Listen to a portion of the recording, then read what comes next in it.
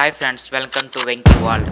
Today మన కొత్త topic ఏమిటంటే ఆకాశం నుంచి వర్షాలు ఎలా కురుస్తాయి. మీకు తెలుసా? ఈ వర్షాలు పడడానికి ముఖ్య ప్రక్రియ ఉంది. ఈ వేసవి కాలంలో సరస్సులు, నదులు, చెరువులు, సముద్రంలోని నీరు సూర్యరశ్మి వల్ల ఆవిరిగా మారి వాతావరణంలోని గాలిలో కలిసిపోతుంది. ఎప్పుడైతే వాతావరణంలోని నీటి ఆవిరి గాలి కన్నా తేలిక కావడంతో అది భూమి ఉపరితలం నుంచి ఆకాశంలో పైకి లేస్తుంది.